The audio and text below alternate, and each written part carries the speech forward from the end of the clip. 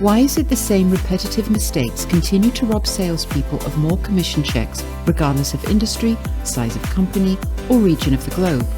These same inhibitors are holding us back from reaching our full potential. Amongst many industry awards, Ian Selbie achieved the accolade of top salesperson in the world at Apple.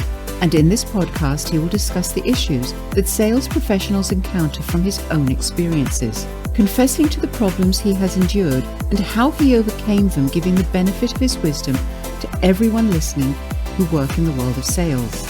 To help you, he will reveal strategies to overcome the issues hurting salespeople and helping you reach new levels of sales success. Confessions of a Sales Pro. Less sins, more wins. With your host, Ian Selbie. Welcome to Confessions of a Sales Pro. My very special guest this week is a gentleman by the name of Nino Monaco, founder of Euga Brand Design in Toronto, Ontario. Nino is a man of many talents. He's a songwriter, recording artist, storyteller, experiential producer, brand strategist, visual identity expert, and a graphic designer. Wow, that's a lot of talent. But what sets Nino apart is his unique ability to blend these disciplines into a powerful message that resonates with audiences on a very deep level. Nino's journey began as a young artist, driven by a deep passion for creative expression. He quickly realized that the key to success in this competitive world of art and design lay in the ability to combine his artistic talent with strong business sense. Drawing on his diverse background in music, event production, and design, Nino became a sought-after expert in the field of brand strategy and visual identity disciplines. Some of his many accomplishments of note: he graduated from the Harris Institute of Arts with distinction, has had involvement in many projects such as Nelson Mandela, Oscar Peterson, Jean Chrétien, Stephen Harper, and Jack Layton.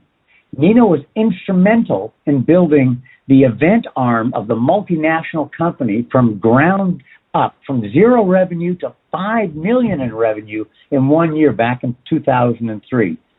Nino's unique perspective on the interplay between creativity and business has made him a respected thought leader in his field. He is the founder and creative director of Euga Brand Designs, who provide a multitude of services to a distinct and diverse set of clientele.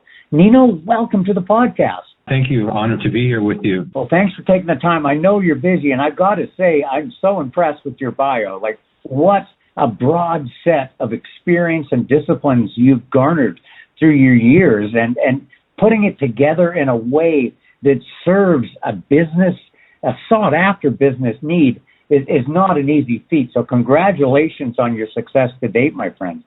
Thank you. Yeah, it's a pretty busy elevator pitch. You have to kind of strike the balance with highlighting, I guess, core competencies, with also, suggesting the diversity that one can share through years and years of just experience. So I hope I can live up to the bio with this short interview with you.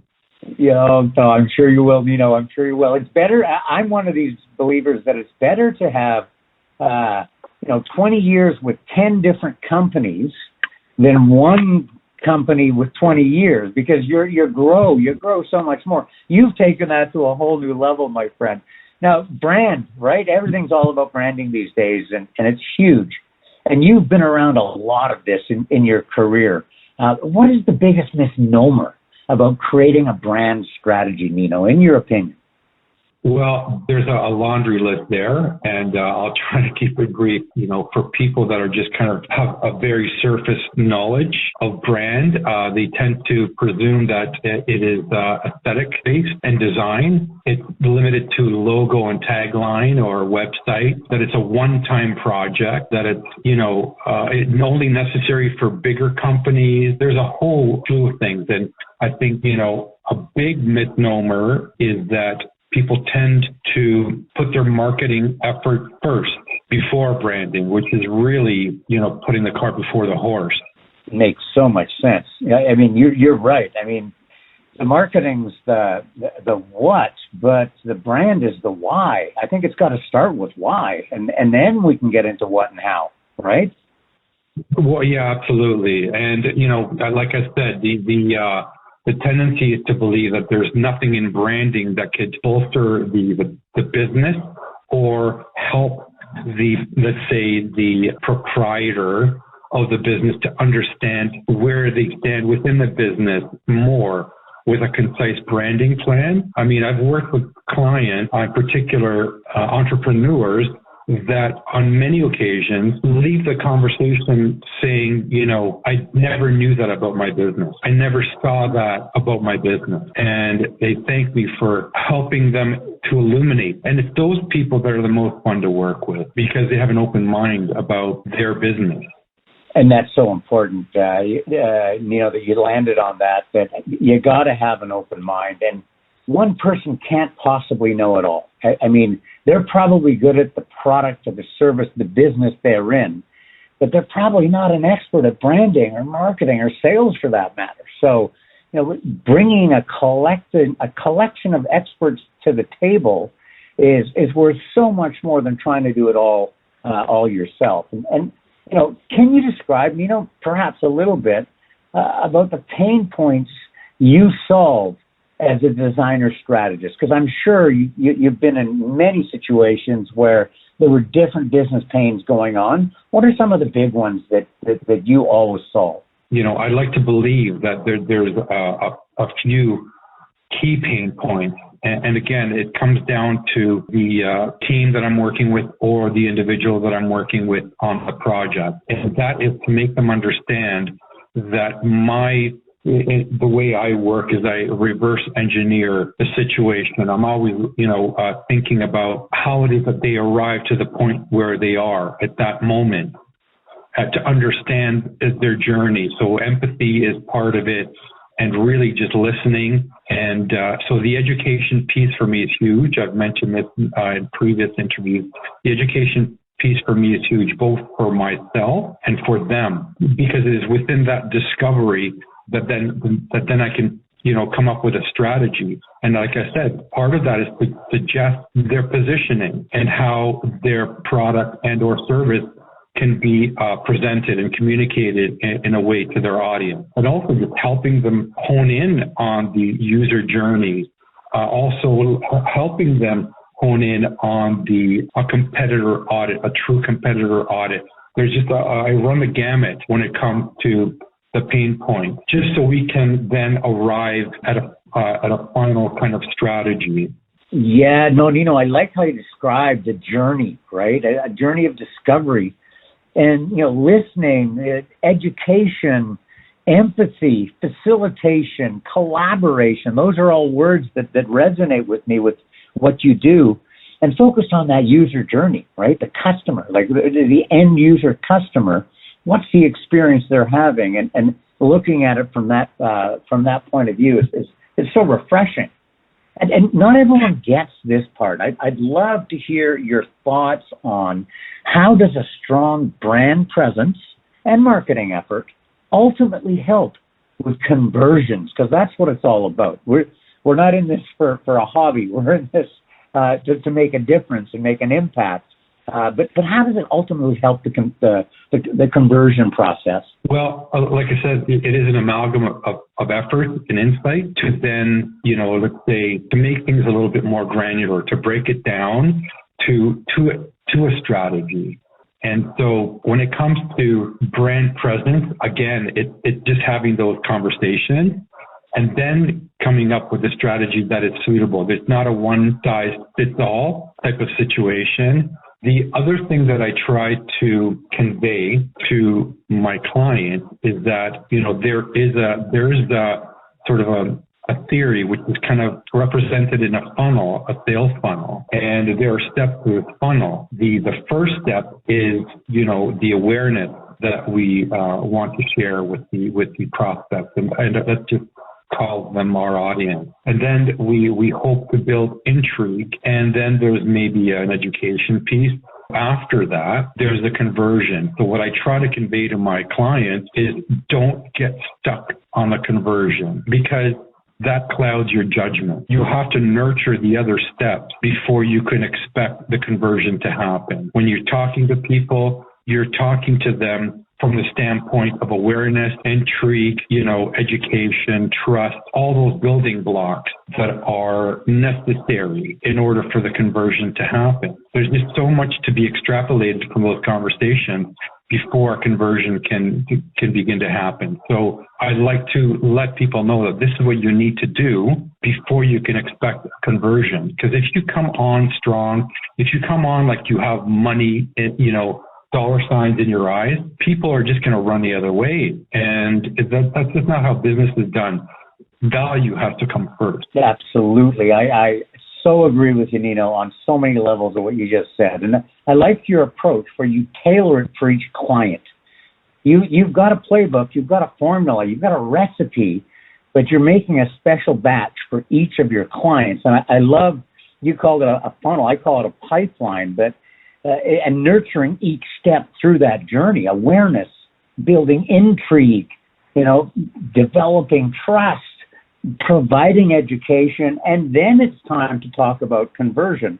Too many people try and talk conversion way too early, and you're right. You can customers, prospects are going to run away from your pipeline. They don't want to be in there. They need to go through that journey. So I love how you framed that, Nino. I really do.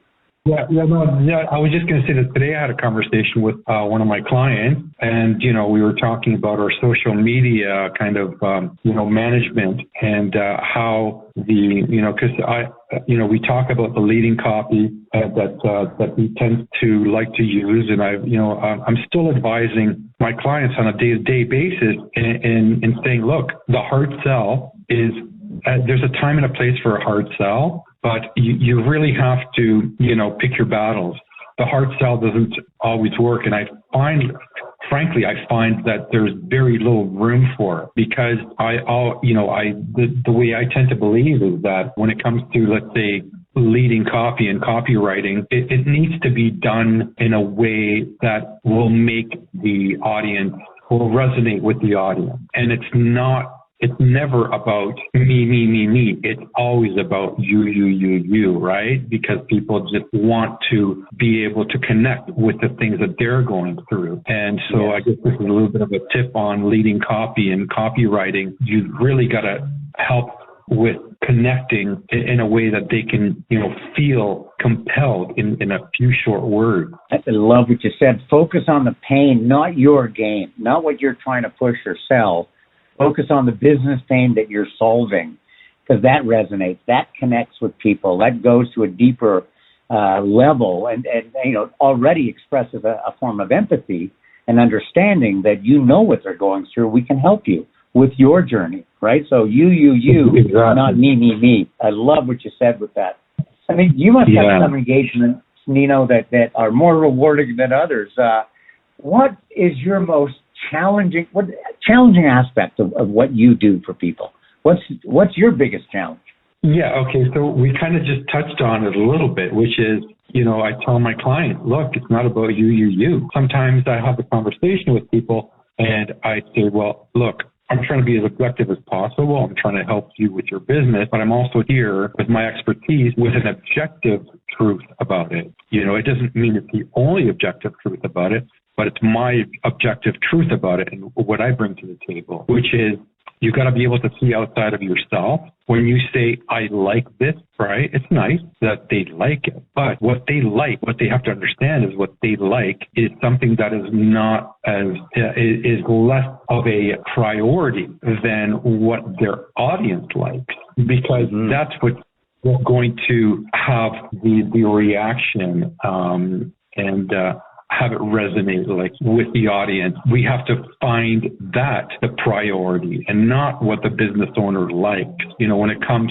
to visual identity, I hear, well, I don't like that. This is not me. This is not, and so I try.